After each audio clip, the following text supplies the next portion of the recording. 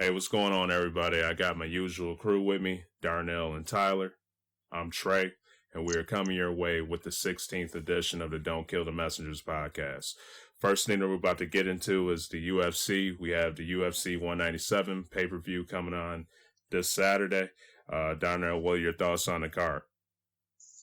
I feel like it's a pretty stacked card, especially it's like a shining, silver lining for the dark cloud that happened for the UFC this week. But Yeah, I mean, even with the top of the card being changed with Daniel Cormier having to pull out against John Jones, I think Ovince St. Preux will be at least game. It'll be a fight. I think he still will probably get outworked heavily, but it's a guy that has a puncher's chance to do something. And then you have what I consider probably to be the best pound for pound fighter in the world, Demetrius Johnson, uh, defending his title against Henry Cejudo, who's an Olympic caliber wrestler. So he might have a test with it, but I think both of the favorites will come through with that. And then we have other interesting fights like Anthony Pettis, former lightweight champion, against Edson Barbosa, who's been on a little bit of a run himself. So this is kind of a fight where you see if the elite remains elite or if a new contender is about to step up and try to make a name for himself. yeah. Now just out of the Pettis versus Barboza fight, like, what do you expect to happen out of that? Well, I mean, I'm not sure what to expect out of it. I mean, it's two very, very technically sound fighters that can do pretty much anything. I mean, Pettis is more highlight reel worthy. You know, they call him Showtime for a reason. You know, jumping off of fences and kicking people and stuff like that. So, I mean, you could see a flashy knockout from him, but his last two losses, he's been shown if you get into his face, he's beatable. So Edson Barbosa is a wizard with jujitsu. So if he can smother him and keep him on the ground, it could be bad news. Yeah. Now, who would you have winning out of the two? Oh, I mean, just based on how the fighters have been looking, Pettis is probably a favorite still, just because he's a former champion. But I wouldn't be scared to lay some coin on Barbosa there. Yeah, I feel the same way. I'm just gonna go with Pettis. I think with those losses that he's had, I think he's just ready to make a rebound in his career in the ring. So I'm gonna go with him. I think he's a favorite as well. But it'll be really interesting to see. Hopefully, yeah, we can see. Based on his flashiness and whatnot, do you think he's the most entertaining fighter to watch out of all the fighters that's going to be performing Saturday night? On the card, yeah, he has the most potential to do something to make you say, "Wow." Yeah. All right, so let's just go to Demetrius Johnson then, your boy Mighty Mouse. What do you think about this fight? Like I said, it's interesting just because Cejudo's great in one area, but DJ is just great. So I don't see him losing. Yeah. But I mean, if DJ can do what he normally does, and I mean, that's wrestle defensively, stick and move, and bounce around and stay outside of Cejudo's range. But I mean, I guess we get to see if somebody can actually out wrestle him because I mean, at this weight class, nobody's been able to do that with DJ. Yeah, that's for sure. So you think what do you expect? You think he can go? Because one thing I got a problem with his DJ is that he doesn't really have the capability of finishing fights. So do you think he'll be able? You see him possibly finishing a fight this Saturday, or you think this could go 5 rounds? I mean, if I had to, like, if you said it was going to go one of the two ways and I had to choose which one, I would probably guess decision. But I mean, DJ has I think he has finished 2 of his last 3 fights. So I mean, he can finish. He's just not totally known for it. He doesn't have knockout power, but Yeah. he can finish fights. He's gotten some submission victories, so I can see that happen if he can wear him down and take his back or something like that. But I mean, if I had to guess, yeah, I would say DJ by decision. Okay. And let's just get to the John Jones then. He's been out for a while now. Do you think that rust in the ring, you think that's going to be able to have any effect on him versus St. Peru? It definitely can, and I think that's OSP's best chance to slip in and get a victory. Like if you think back to like McGregor and Diaz, like I think he needs to try to strike quick and early while Jones is trying to get a rhythm for the fight. I mean, yeah. Jones has at least been sparring and had a full camp, but being in a real fight is a lot different than sparring where they're not actively trying to, hit you with everything that they have. Yeah. They're not just training to prepare for scenarios. This is a real fight. So I think the game plan for OSP should be try to get in there and try to take your best shot. Because I mean, just how they match up, I don't think he's ready for that level of a fight. Yeah. He can surprise me, by all means, but I think if it gets into the second and third round, that's where Jones will probably get back to. He'll get his rust, knock the rust off himself, and do work. All right. Now, with Cormier's injury, he wasn't the first choice to fight John Jones. Speaking of OSP, would you have liked to saw somebody else step up and fight Jones? Since you said you don't really feel he's like ready for that yet, or was there somebody that came to mind immediately once Cormier's didn't decided they couldn't fight due to an injury? I mean, of course, I would have liked to have seen one of the other contenders, but I guess Anthony Johnson had jaw surgery, so he couldn't do it, and yeah. I don't know what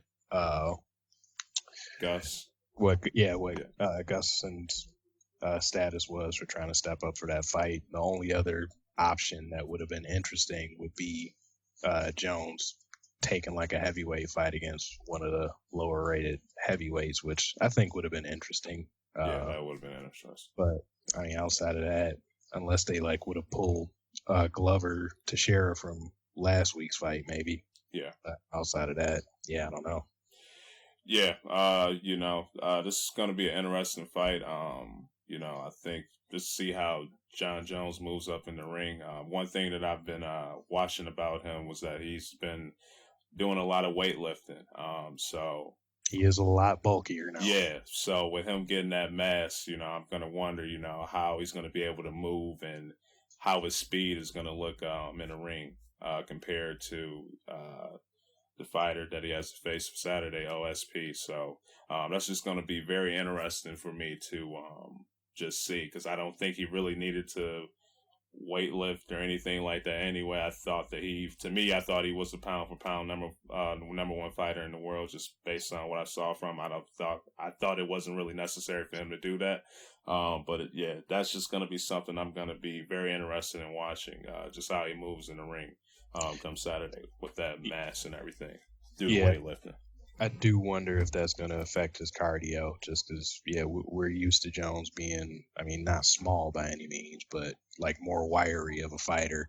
Yeah. And, I wonder how the extra bulk will affect some of the creativity he has, with throwing the elbows at weird angles and, spinning back fists and kicks and whatnot.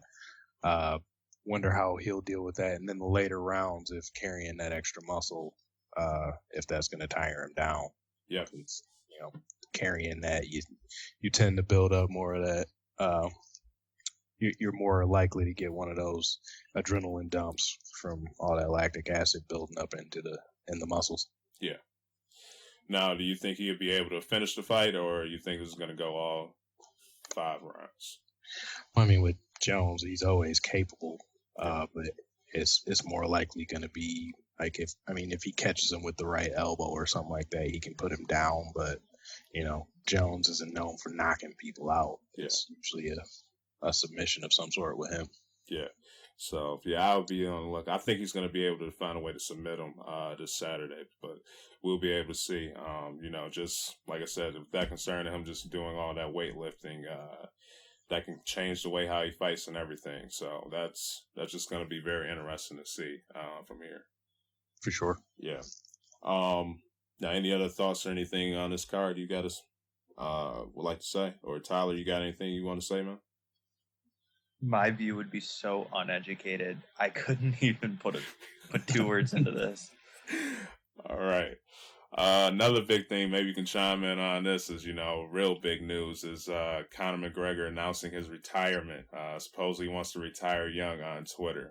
You guys think he's just putting on a show? You think he means it or what?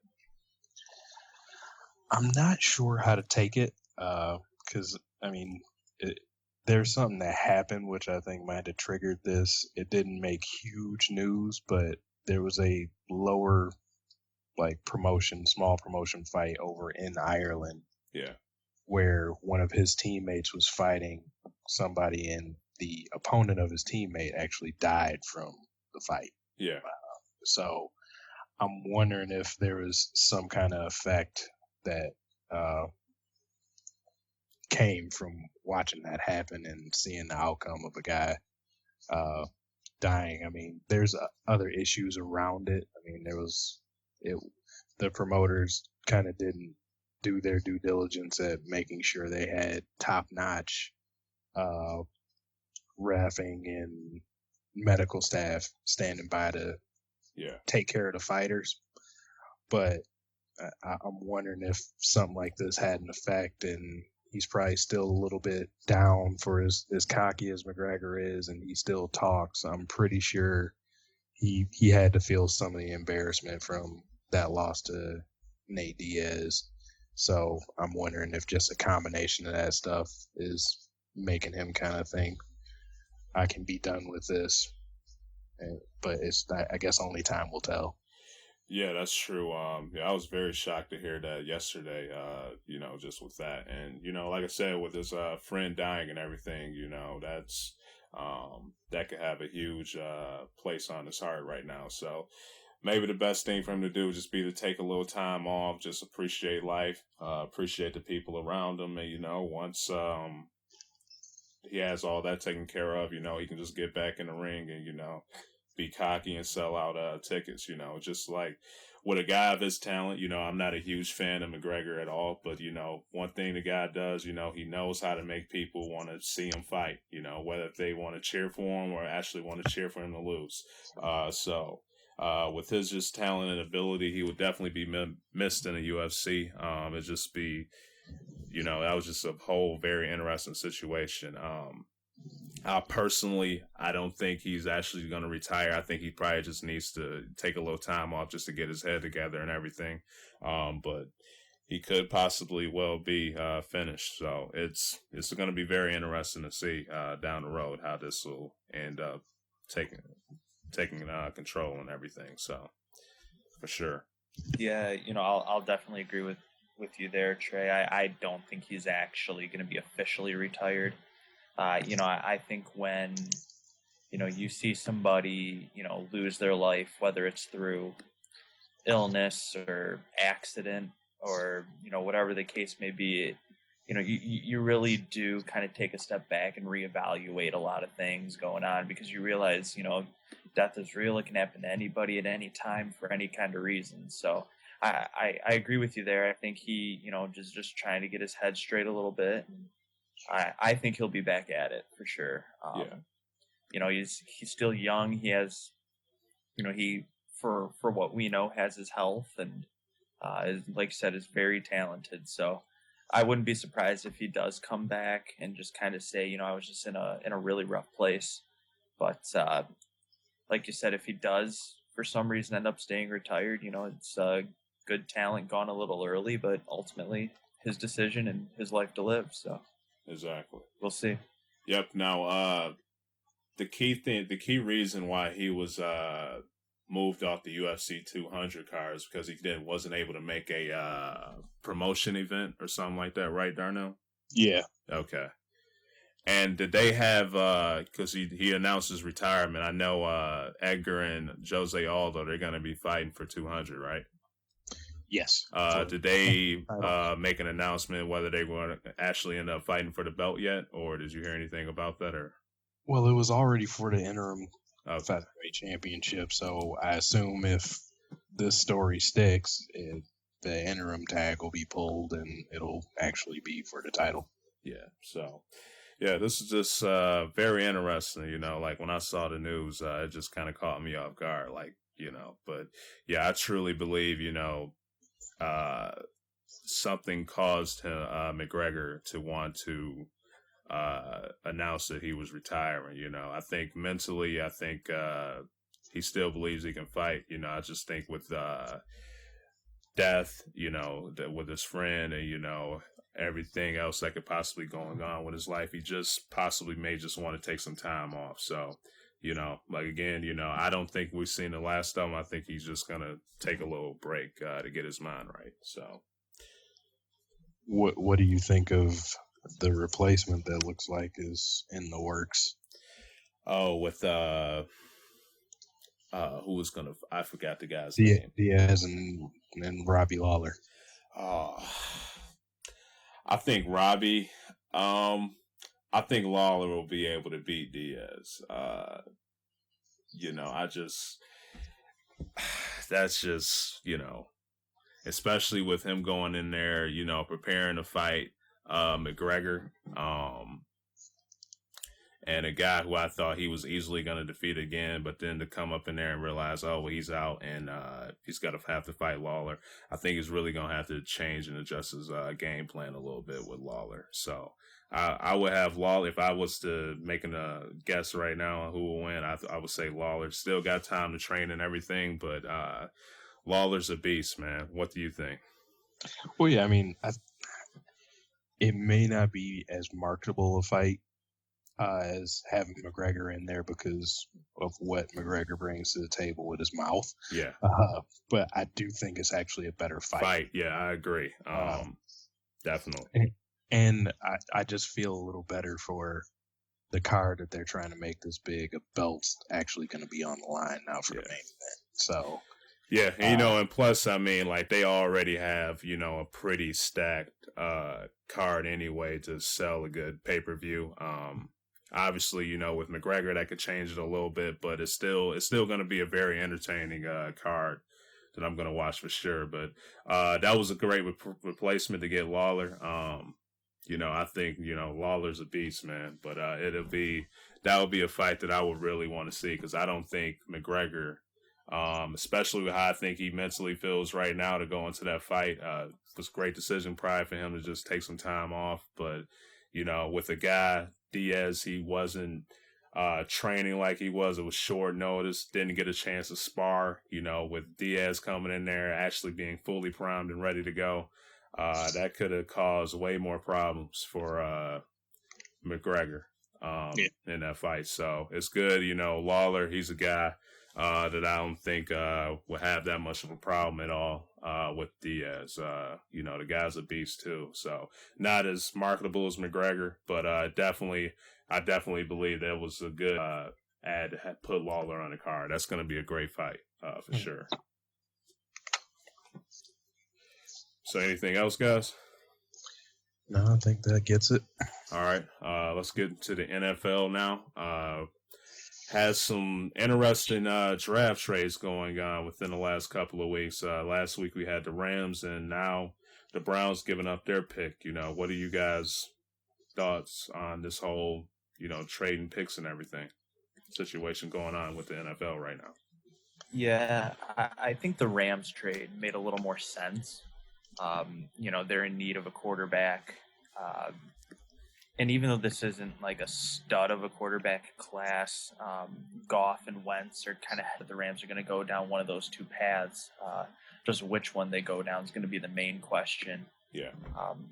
But as far as Philly trading up with Cleveland, we've been talking for weeks about how the Cleveland front office needs to start doing something in order to, better this team. And I actually feel like they got it here. They received, I believe, 4 draft picks in return. Yeah. And that will be able to build some depth, get some extra talent. And, I don't really know what they're trying to do. Chip Kelly's basically, well, at the time was, sold on Bradford, and then he left. Yeah, and they lost some talent, during the whole Chip Kelly phase. Yeah, too, so that's, so with a new coach in town,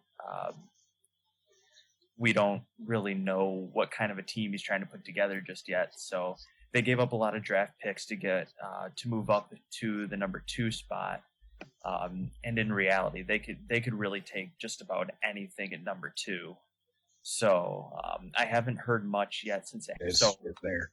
Golf for Wentz, most likely. Yeah. Okay. Yeah. See, I just haven't had time to read up on that all just yet. But so if it looks like they're going to go one of those 2 roads, it looks like there's definitely going to be quarterback competition then, unless they're going to have one of them, pull a Tom Brady or an Aaron Rodgers and sit for a couple of years and really figure the NFL out before diving headfirst into the starting job. Yeah, I find these interesting. Like, I got a couple takes on it.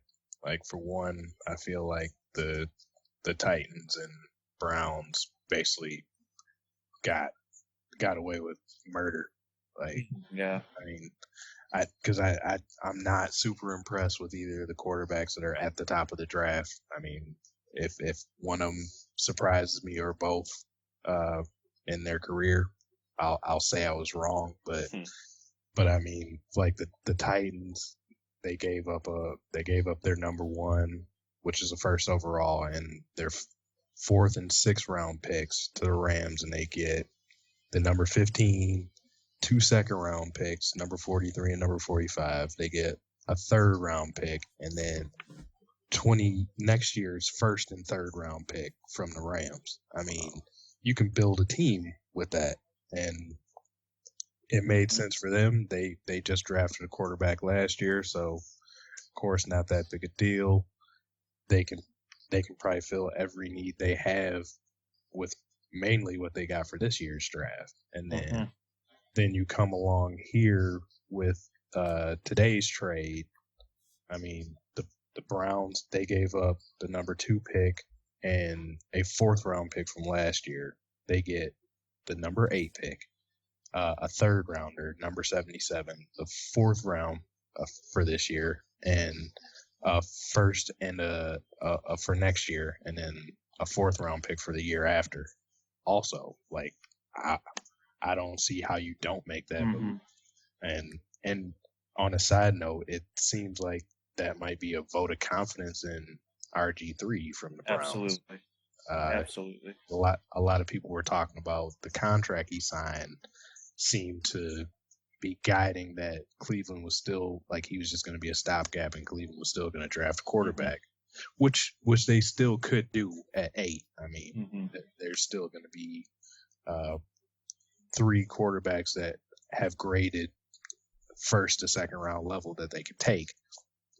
But I mean, that seems to be a little bit of a confidence vote for him, that they think they can roll and fill other needs by getting all of those picks together.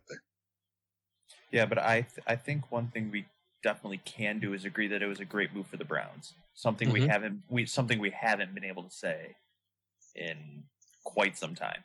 Yeah. So let me ask you guys, which came out as more of a shocker, the Rams trade or the one with the Browns this week? Which one kind of caught you guys more off guard? I would have to go with the Philly-Cleveland trade for sure. Cleveland?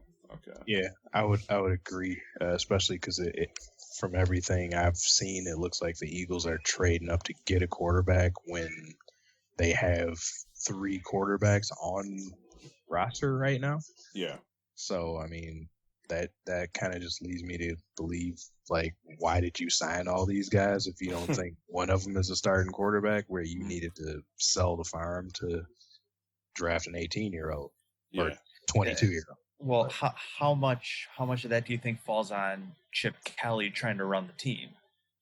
Because I think you almost have to give a lot of the blame to Chip Kelly, and then he just kind of said, "See you later," and left them with just a humongous mess.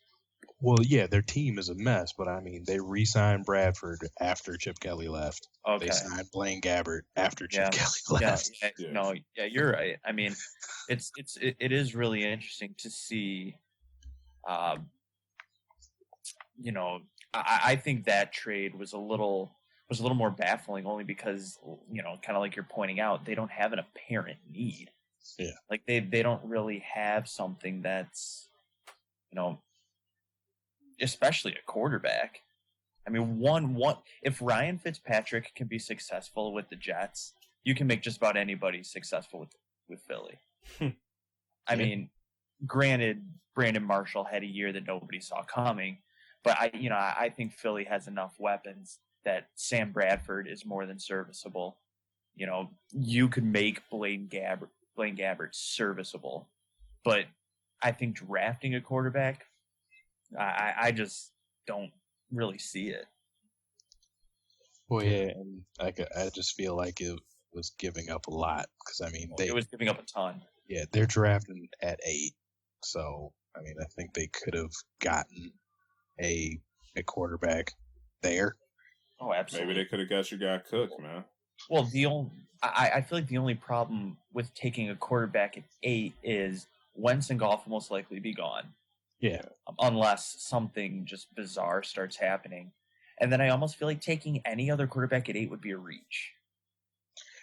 Well, I mean, I feel like with all these moves to get quarterbacks, I think every one of those lower tier or second tier, whatever you want to say, of the soon to be rookie quarterbacks, they've all this benefits all of them, I feel, because it's going to cause that, how sometimes you get a run on a position. I think it's going to cause everybody that was thinking about a quarterback to reach now. Yeah. I feel like you're going to see that quarterback reach, especially when we kind of get more toward the end of the first round, maybe early second round. I feel like, Goff and Wentz will most likely be gone in the first 3 picks. Yeah. I think that's pretty safe to say, especially with you saying Philly trading up, looking to potentially draft another quarterback. So they're going to be gone. So the question is going to be, when's the third quarterback going to be drafted? And then you're looking probably at 3 or 4 more being taken within the next 10 picks after him. Yeah. It's just how it goes. The draft's kind of always been funny that way, that teams kind of make panic picks, I feel, more than logical picks, almost like drafting so somebody else doesn't get him or something. I feel like the ripple effect of this is this was going to be a draft where you'd have 2, maybe 3 quarterbacks taken in the first round, to now it might be 5 or 6. Yeah. No, I definitely agree, because it'll be one of those things where if anybody's questioning their quarterback, whether it's depth or just the position in general, they'll be reaching for sure. Mm-hmm. Yeah. Any other thoughts on that, guys, or you think pretty much covered it? I think we're good. All right. Okay, up next, we found out today is that Norman is going to be ending up testing the free agency. What are you guys' thoughts on that? And could you see him playing for anybody else? And if so, who? Well, I mean, I think he's going to get some money thrown his way. I'm more so surprised that Carolina pulled their franchise tag on him to allow this to happen. I mean, after he had, and I mean, I don't know if they just all of a sudden felt like it was too much with the franchise tag. They think they can match an offer that somebody else will give him. But I mean, as we were talking about a few shows back, I think cornerback has become one of those marquee positions. If you can get one that is definitely need to keep him. Yeah. I think this came as a shock to everybody. especially with the franchise tag being on him.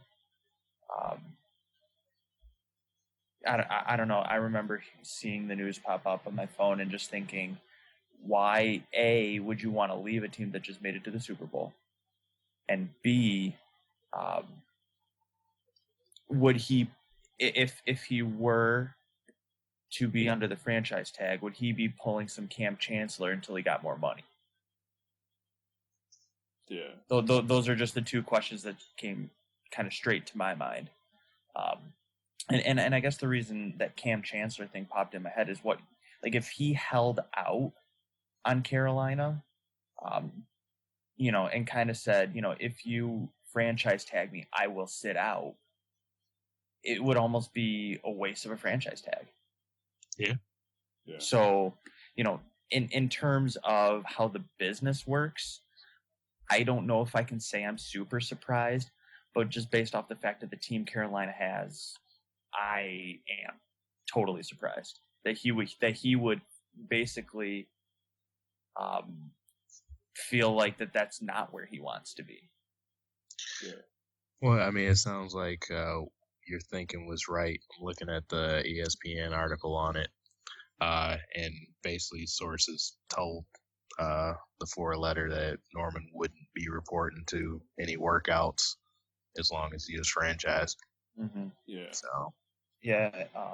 Also hearing just some talk from numerous sources, it looks like he wants to go out to California, and the team with the most cap space in California right now is the San Francisco 49ers. So I just don't understand why you'd want to leave Carolina a chance at a Super Bowl for one of the worst teams in the NFL. Yeah, that's a shocker. It's a little unbelievable.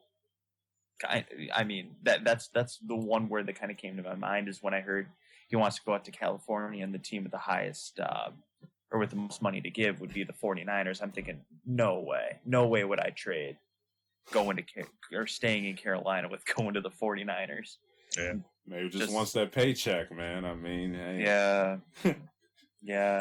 I mean, I also read some things saying that a possible landing spot for him could potentially be with Detroit, but I just don't see that happening at all. I mean, they have, a hit this year with Calvin Johnson retiring on their cap, so they got that to worry about. And then on top of that, they're going to have to worry about paying Darius Slay, who is their current best cornerback. And then they'll have to worry about paying Ziggy Ansah, who both of those guys would get up and leave if they were to sign Norman. It's a monstrous deal because they wouldn't be able to afford them. I don't even think they'd come close to being able to afford either Slay or Ansah if they were to sign Norman. So you'd basically be subtracting more than you'd be adding, and that'd just be a dumb move. But I've just seen a couple articles saying, it would be a good landing spot for him, kind of an already established defense that a lockdown corner would kind of solidify them. But I just financially just doesn't click with me at all. Yeah, because wherever you go, he's looking for between 15 and 16 a year. Mm-hmm. Yeah. Mm-hmm. Did you guys catch Chris Harris's comments on him? Oh. No. Oh, he called him a one-year wonder cornerback. So we'll see. Yeah, I don't know. And that is kind of, I guess, the story behind the story here. The fact that you get one monster year and you feel like the money's entitled. I think we see that kind of around sports in general. Yeah. Just think about, every time I hear that, I just think about my man Flacco. Like, had that year, won the Super Bowl, man, and wanted all that money and got it. Sucks, just got it, just took it and done nothing else with it. So it's just, it's sports. Like exactly. there's no other way to put it. That's for sure. Yeah, so I mean, I think it'll be interesting to see if this whole California thing is real or if this is just a scare tactic for Carolina. Because I think Josh Norman, whether he has his monster of a year as he just had or not, he's going to be able to be a team's number one cornerback, shut down the best receivers. It may not be to the same degree, but I still think he'll be one of the biggest threats on defense in the entire NFL, no matter where he's at. So I wonder also if this is just going to be a scare tactic for Carolina, saying, if you really would be willing to hold out on us and not take the offer we were trying to give you, then go. Yeah. I have a hard time seeing Carolina not try to counter offer him now. I mean, I'm sure they've already tried a couple counter offers, but it wouldn't surprise me if, we talk about reaches in the draft. Maybe we see a reach in free agency here and they actually give him what he's looking for. Yeah. So I definitely would not be shocked by that either. I mean, had a chance to win a Super Bowl last season, played for one great team in the Carolina Panthers. And for him to get paid, because either way, he's going to make a lot of money next year, regardless. So I just think the Panthers, they'll offer him, make a counter offer, and then, he'll be able to play and end up competing for a championship as well. So I just think it first. So Yeah, it's a game of chicken. yeah, They couldn't come to a deal, so they pulled the tag. So now he gets to go check around the league, and then if he gets an offer that he likes, it's up to Carolina to flinch then. yeah. All right, guys. Any other comments on this? No, sir. All right. Up next, we're going to go into the NBA, particularly last week's comments that Jason Whitlock had on my man Kobe. Kind of threw me off guard, how he, in particular, called him a fraudulent basketball player. And, he said that he destroyed a franchise in the Los Angeles Lakers. That caught me very off guard, son. Yeah, so for me, it's like, you won 5 championships for the franchise. How the hell do you destroy a franchise and, by winning 5? I will be the one to speak up here. All right. Trey and I had a very nice, very cordial text message going back and forth. But I kind of see where Whitlock's coming from here. One thing a lot of people talk about, in terms of the character of a program, the integrity of a program is, leave it better than you found it. Leave it better than the situation you walked into. So Kobe Bryant, yes, 5 championships, done great. Okay. His number retired, Hall of Famer, legend. He has just about all the accolades. He's an MVP, Finals MVP. He's done all that, and yes, that is great for the Lakers. He's another piece to the historic LA Lakers. But there have been numerous people over numerous years that just talk about Kobe Bryant being self-centered about himself, wants to take all the shots, wants everything to run through him. And I've heard, Jason Whitlock, he said, he drove Shaq out of LA. He drove Phil Jackson out of LA. I'm looking at that, hearing him say that going, okay, I mean, I get your point, but then I look at those who have tried to come into LA and play with Kobe. We had the Dwight Howard experiment that fell absolutely flat on its face. And I think with how Dwight Howard has been lately in Houston, that some of that falls on Dwight Howard as well. But, Dwight couldn't play with Kobe. Shaq realized he couldn't play with Kobe. And now we're looking at the Lakers saying, now that Kobe's gone, who does this organization lie in the hands of? And you cannot point to one player on that team and say it's their team now. The Lakers have always had somebody who's been their guy. And Kobe has not been able to bring in a big-time free agent that is going to be able to be the face of the Lakers after him. You know, you figured Dwayne Wade got LeBron and Chris Bosh to come down to Miami. Paul Pierce got Kevin Garnett and Ray Allen to come to Boston, and Kobe could get nobody to come to LA. I just think it has something to do with the fact that Kobe just couldn't get along with some other people, and now they're hoping to potentially draft their guy moving forward. But as Kobe's stepping out, this is an organization in absolute shambles. The once, pride of the NBA, one of the bigger bandwagons around, is down in the dumps, and I don't even know what they're going to do moving forward. Looks like they'll probably either take Ingram or Ben Simmons, depending who's picked first. But, I just see an organization that now that Kobe's gone has absolutely nothing. And to a point, I think Kobe's a little bit to blame for that because he's been so hard to play with others. Okay. Okay, here's my take on it. Okay. You said that Kobe and Shaq could not play well together. Shaq couldn't play with Kobe. They won three rings together. Okay, so they were able to get it. I understand.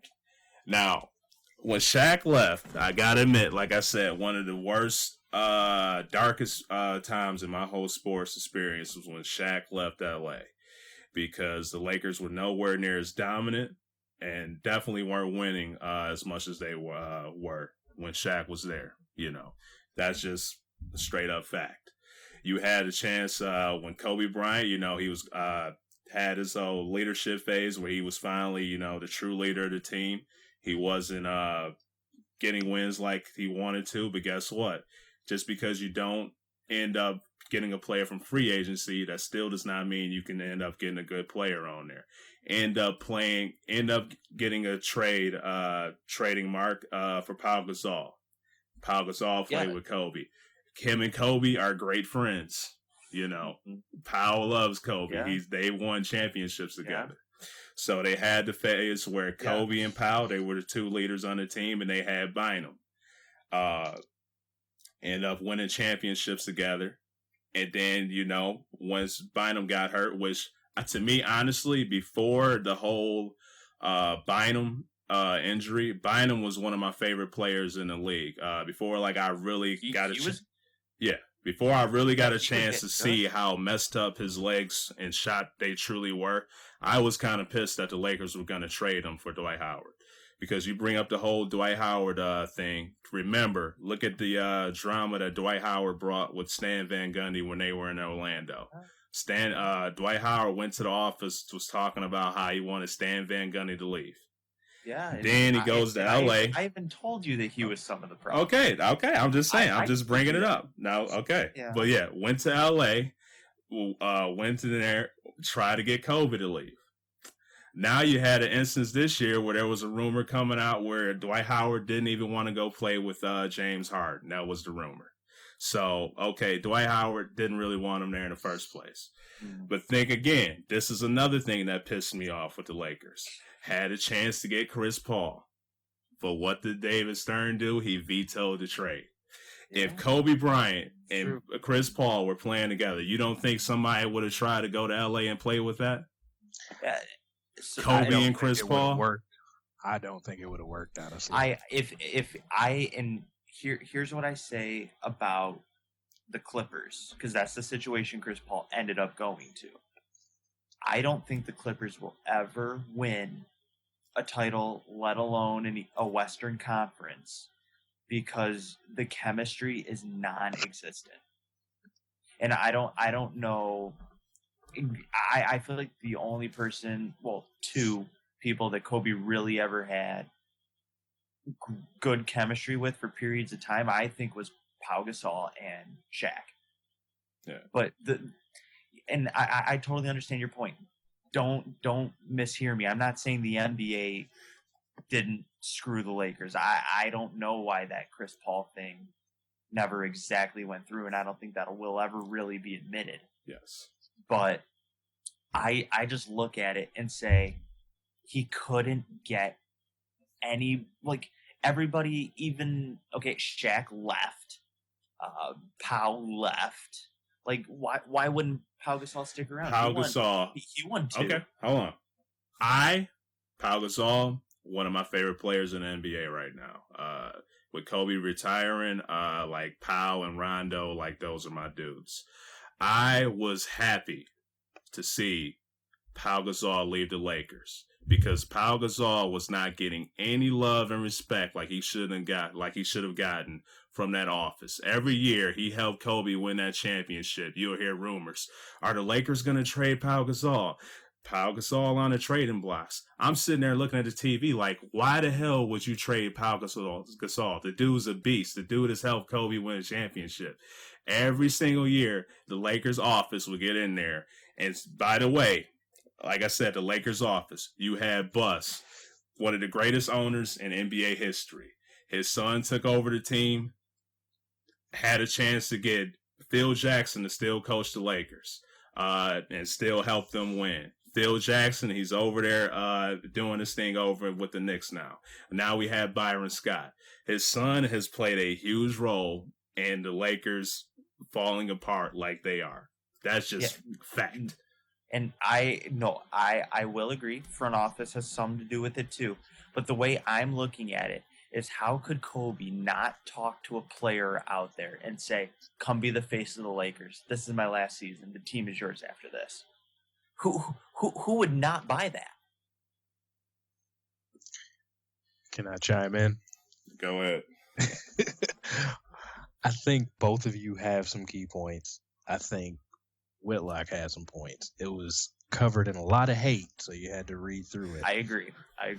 But, I mean, there's plenty of blame to go around, especially for the state of the Lakers right now. Mm-hmm. To single it out with Kobe. Yeah, I think to single it out was wrong, but I do think he hasn't. Well, I'm just saying, too, as far as he goes, and as far as his share goes, Kobe, he just has a type of personality where you either have to be as strong of an alpha male as him, or you have to be somebody that will acquiesce to his personality and will. Mm-hmm. So, and part of, I mean, it's that personality of his that got him titles, but it's that personality of his that caused both of the Lakers downturns.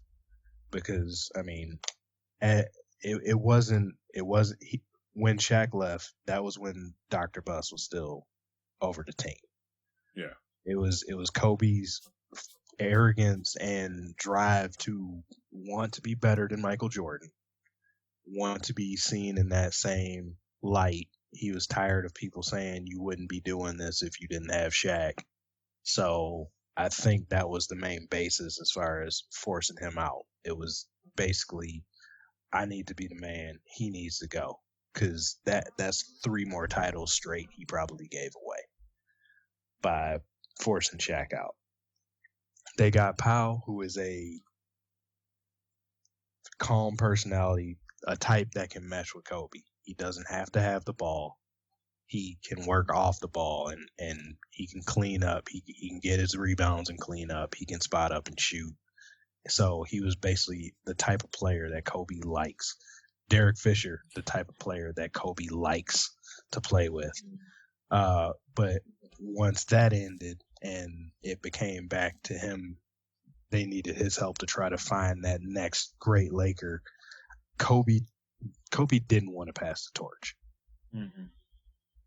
That's one of the issues I see as well. I mean, Dwight Howard is a head case, but as long as Kobe had been in the league, he should have been at the point where he could pull him under his wing and try to work this out and figure out a way to be dominant and get a title. Dwight Howard, looks like his health is falling off now, so it's probably a wash, but most people's thought process was, they might get another title or 2 if they can deal well together. Trey, you felt it as well. Yeah. So they should have been able to. Yeah, I agree. Yeah. So I mean, there's some of that, but I mean, I do agree. The Lakers front office now is not that good, but also Kobe doesn't help. I mean, we already had the reports from this past summer. LaMarcus Aldridge basically, Kobe told him, "You could be my next Powell." And at this point in time, LaMarcus Aldridge is better by far than Kobe. So it's like, why would you say something? Hey, man, Powell's a top 10, according to ESPN, a top 10 power forward of all time, man. But wrong with that. Time, but right now. But you also, I think you also need to look at that situation and say, everybody knew this was Kobe's last year. That was loud and clear. Why would you want to say, hey, you could be my next Pow, when you could say, this can be your team after this? Like, the pitch was totally wrong. Yeah, I mean, you would think anybody in their right mind that knows they only have a couple seasons left would have said, hey, I'm almost done here. Let's try to do something great. Then this is your squad. Yeah. Let's do something great so we can bring people to LA. Yeah. But it's, like I said, part of what his personality that makes him great is also part of what is his Achilles heel, which brings me back to the vetoed Chris Paul trade. I don't think those are two personalities that would have been able to work. I think they probably would have wanted to kill each other within a season or two, because Chris Paul is a hard head too. And I don't see that one ended well if that trade would have gone through, especially since they're both guards. I think Kobe needs a big man to survive.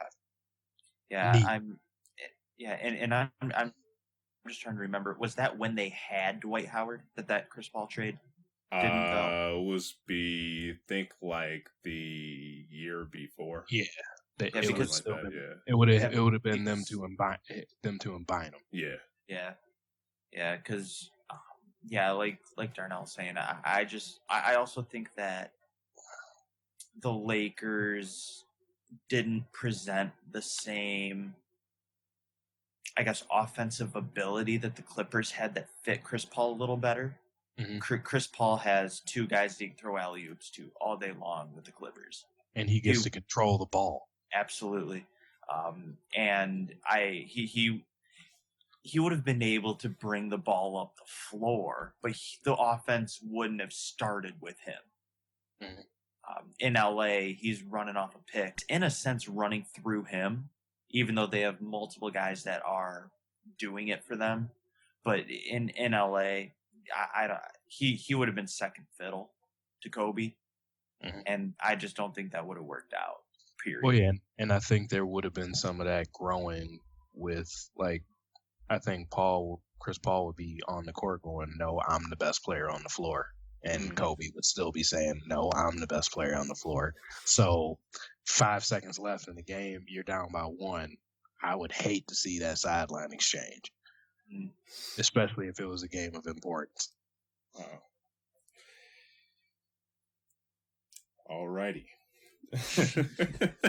I mean, I think we can definitely, I guess, clear some of the tension here by just saying, with being great, you're either loved or hated, and there's no middle ground. Yeah. You're not really looking at personality, but I mean, he's, you're just not going to sit around and just try and rationalize a reason to like him or dislike him. You're going to be like, I love him, or I hate him. Exactly. I could care less about him. So, and I think some of that has to do with Whitlock just probably not liking him from toward the beginning of his career. So, yeah, I'm pretty sure there's some extreme dislike there. Yeah, so I mean, he's not sitting around every day and trying to rationalize why he should like Kobe Bryant. So, I'm going to sit around here and just say the dude's a legend, and he was a lot of fun to watch. He was, the first superstar of my time, the first guy that really kind of died. I think, some of his views had some water to it, but I'm still going to sit around and say, I enjoyed watching Kobe and I loved every second of it. Yeah, I'm pretty much in the same boat. Like, I'm not a Kobe fan. I don't really care for him, but I try to at least be able to look at the player to put their place in history and everything, and not let hate cloud my judgment there. But I mean, Whitlock did try to bring some type of fact behind some of the stuff he was saying. He went kind of far as, like I said, destroying the franchise. He did win 5 titles, and I'm sorry, I can't blame him for taking that last contract that the Lakers offered him. That they were dumb enough to offer $20 million. So that you give somebody that's not played a full season in 2 years that contract. Sorry, I don't blame him for taking the money. I would have too. So I don't think he destroyed the team by doing that. He could have helped better with Aldridge, like I said. I mean, but I think that was just that person still thinking he was as good as he was at 28 as he is now, and it's just not the case. That you were recruiting a player that's better than you, so you should have taken it. But I mean, but on the other end, like I said, he did give facts like the player rate above replacement ratings that he gave out for him. That, I mean, through his career, Kobe's what you would consider a volume scorer. So his efficiency rate to, as far as be the best player in the league. Some years, if you like looking at stats and stuff like that, especially advanced statistics like me, sometimes even though he has that aura about him, no, he wasn't the best player in the league. So I can agree there. All right. Opinions. Any other thoughts on this, guys? That's just the fun of it, all right. Yeah. Had a good little discussion. Guys, any thoughts? No, I'm good. I think we cleared it. I just want to say to all my Lakers fans out there, have no fear. Kevin Durant is almost here. So be on the lookout for him to come to LA next year, man. I'm ready. So they just OKC needs to hurry up and lose in the playoffs so he can get ready to pack his bags and come to Los Angeles, man. So get ready for him. Okay. We'll see. All right. So he not win a championship. Man, be patient. Russell Westbrook, his contract's almost over the next year.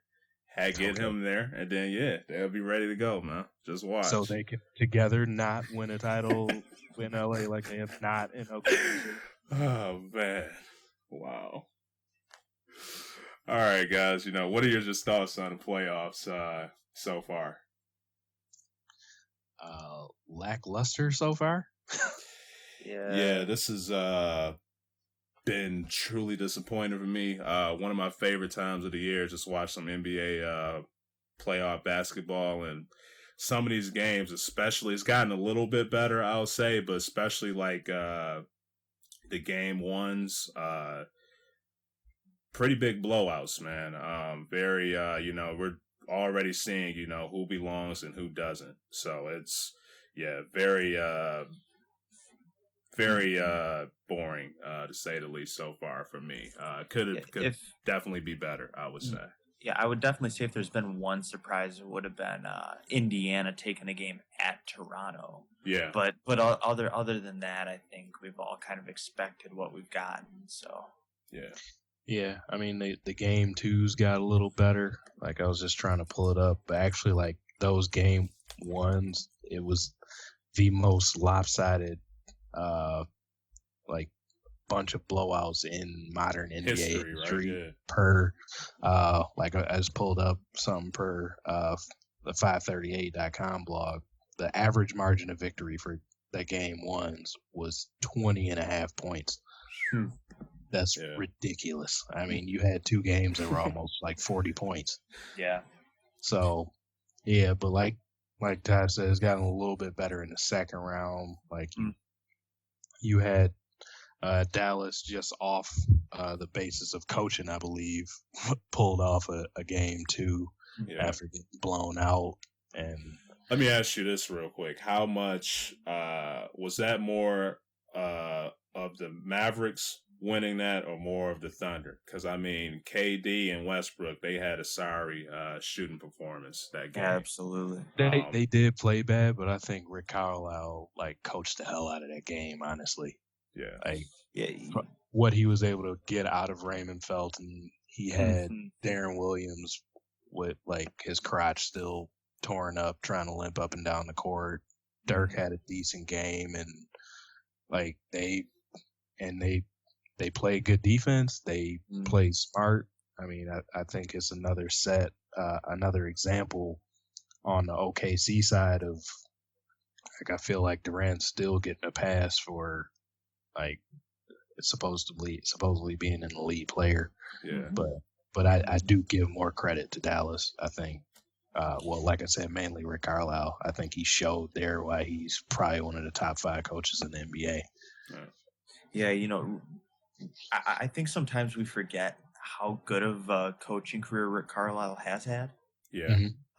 You know, he had some really good runs with Detroit. You know, he did some good work there. I remember vividly when he was there.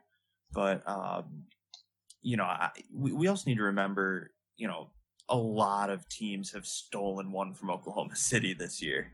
Yeah. So I mean, as much fourth quarter leads in the NBA. Yep. And you know, and we're not just talking leads; we're talking like 15-point leads. Yeah. So I mean, I would really like to know, just like in the history of the NBA, like total just fourth quarter leads. Like I think they're up there because I mean that's just they have to be. Yeah, I mean, and you know, as much as you like to be, or as much as you'd like to say, you know, Oklahoma City's just blowing it, a team still has to make up that deficit and steal it. Yeah. So I mean, you know, I think a lot of times more credit goes to the team that comes and fights back because they're not giving up on what looks to be a pretty finished game. So, you know, but down the stretch, Dallas looked pretty good. Remember watching some highlights of that. They were just hitting some shots in the end, and like Darnell said, just playing some lockdown D. They kind of kept Durant quiet most of the game, pretty much all game. But yeah, Dallas is definitely a sneaky team for sure. Some older players that can still hack it out there. Yeah. Now what I want to ask you guys real quick is excuse me, it's about the Rockets and Warriors. We have Steph Curry getting hurt with that ankle. Do you think they should play him, or you think they should sit him out? Me personally, just with how the Rockets defense has kind of been looking, and just how Clay has stepped up, you know, shooting and everything. The whole team stepped up, but I think they can end up beating the Rockets sitting out Steph. The Rockets just haven't really been impressing me a lot, just with their defensive play and whatnot. So that's just what I think. You know, what are your guys' thoughts? Should they sit him or let him play, or what? I mean, you sit him until he's 100%. I think. I mean, yeah, it's proofs there. I mean, they didn't have him in game 2, and they still like won by 9. I mean, but it felt like it was a comfortable win. Yeah. Everybody else stepped up. Klay Thompson went for over 30. Draymond almost had a triple double. Iggy had like 18 off the bench. It's just, they're good enough to, especially play a team that's dysfunctional, that just can't get right. I think they could still beat them without him. Yeah. But just for rhythm purposes and being in the game, as soon as he's healthy, if he's healthy in the middle of the series, I put him in. Yeah. I mean, yeah. You can't. You got to play him like he's not made of glass. So. Yep. Yeah, you know, and I also think it's one of those things where they're looking at a 2-0 series lead. You're going to get a couple travel days going down to Houston. Yeah. So they don't necessarily need him right now. Yeah. You know, a 2-game cushion is nice to have. I think they could close the series out with or without him. Yeah. I don't know that, you know, Steph Curry being in there. I think the only difference it would make is what's their winning margin going to be. Yeah. Not necessarily 4-0, but in each game, like how many points are they going to win by? But, you know, I think it's one of those things where keep him out until he's healthy or until you absolutely need him. And I just don't see that being this series. Yeah. So I'd say sit him until he feels, you know, 100%, or until he's he feels like he could give it a go, even if it's for 20 something minutes. Yeah. If he feels like that's what he can give without hurting himself, or if you just want to kind of overprotect him a little bit and only you there? a lot to some other teams. So, but I still agree wholeheartedly with Darnell there. When your goal is the NBA championship, you don't want to mess around in the first round. Yeah. Just if you're going to handle the series anyway, just go ahead, handle the series, do your business, wait on Steph Curry. If for some reason Houston makes a little push and comes back and you need to play Curry, then play Curry. But I think they'll be okay resting him. Yeah, what I personally think they're going to do, I think Draymond and Clay, just the whole rest of those guys are just going to step up. They got a 2-0 lead. I think they're going to try to sweep them. And, with other games being played, hopefully nobody else gets swept over in the West, so that they could just make sure that they're rested and Curry's fully rested so they can get ready for round two. So that's what I think. Either way, rest them or not, I don't think the Rockets really stand a chance. So that's just my thought on it. Now, what series stands out to you guys the most out of what have you seen so far? Two games in a lot of these series, my answer is a little different than it would have been a couple days ago, for sure. A couple days ago, I would have told you that this Detroit-Cleveland series intrigues me a ton. Yeah. Detroit gave Cleveland a heck of a game one, took them down really to the end, and a technical kind of handed the game over a little bit. Yeah. Some frustration from Detroit, but now that we're a couple games in, we see Golden State with a 2-0 lead, San Antonio with a 2-0 lead, things we expected, Cleveland with a 2-0 lead. I don't think many people saw Atlanta and Boston being at 2-0 Atlanta. I think a lot of people saw a split there. And I think a lot of people saw 7 games in that series, and I would have admitted to the same. But I think, moving forward, I think this Oklahoma City-Dallas series is going to be really interesting, especially with Dallas overcoming that fourth quarter deficit in game 2. It's going to be one of those things where you just can't trust Oklahoma City anymore. So even if they have a 10-point lead going into the fourth, people are still going to watch and say, can Dallas do it? Yeah. They proved they can do it now, and Dallas is still a good squad. They've, they won the championship a couple years ago. Granted, they have a lot of different pieces now, but I definitely think Dallas could take Oklahoma City 7, very tough 6. Really tire them out heading into a series that San Antonio looks like they're going to sweep. Yeah. Yeah, I agree. Like, that's one that sticks out to me. Like I said earlier, I feel like they're showing they have superior coaching, but I just wonder if Dallas can be healthy enough to continue giving them a run. Because, Darren Williams is still a hobble. JJ Barea went out. So I'm not sure how much they have, especially since those are 2 guards that they need a lot of minutes out of. Dirk is still doing what he can do, but they need that backcourt play and to be able to give rest, because I'm not sure if you're going to get another game out of Raymond Felton like they got in game 2. But that one's been interesting. And then also Raptors Pacers. I'm looking forward to tomorrow to see if they can get home court back. Yeah. To me, I have to go with the Raptors and Pacers. Huge shout out to Paul George. The guy's been playing out of his mind. But one thing I really like to just see more is, like my favorite backcourt in NBA is probably Lowry and DeRozan. They haven't really been shooting well together on the court. So be interesting to see what they'll do to try to make themselves probably get some easy buckets or go get to the foul line just to see how they can get going. Because if those two aren't playing well, I don't really see Toronto standing a chance to win the series. So it's been a good series to watch out of those two, but definitely.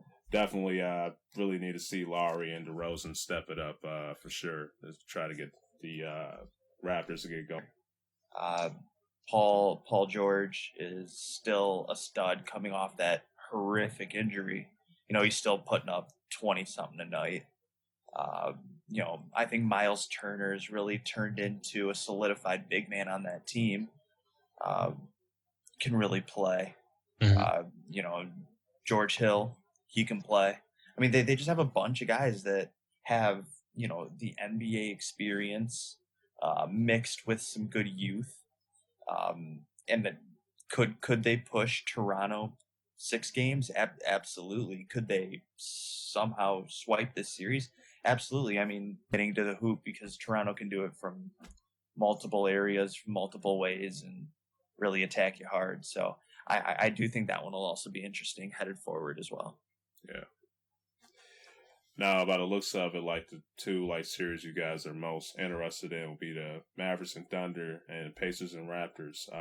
Out of those two, who do you think is where do you think is upset is most likely to occur out of those two games? Indy. Yeah. I just think Westbrook and Durant are just too much. Yeah. Definitely. I mean, I kind of like Darnell said, Dallas is kind of surviving more than kind of rising up. Yeah. As to where Indiana may be rising up, while Toronto may be the one just trying to survive right now. Yeah. Mm-hmm. Granted, Toronto probably more so surviving from just poorer play, as where Dallas is trying to survive through injuries. Granted, surviving through poor play is a little easier to do than surviving through injuries, but I just think Indiana would be able to bring more to the table than Dallas would be able to right now. Yeah. All right. You guys have anything else to say? Just hope the playoffs get better in the later round. Yeah, same here. Yeah, it'll be interesting to see what happens with Portland and the Clippers tonight. If Portland can pull the win and tie that series of 1 headed back to Portland, Portland's dangerous, even though I think the Clippers will win the series. I think Portland, Damian Lillard is a stud. McCollum's a stud. Well, Yeah. McCollum's turned into one. But,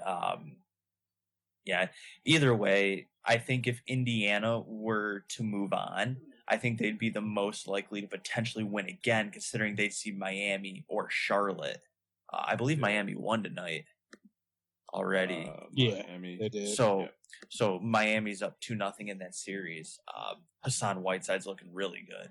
Yeah. So, but I still think Indiana would potentially be more likely to win another series if they were to win the one they're currently in, as opposed to any other team pulling off an upset.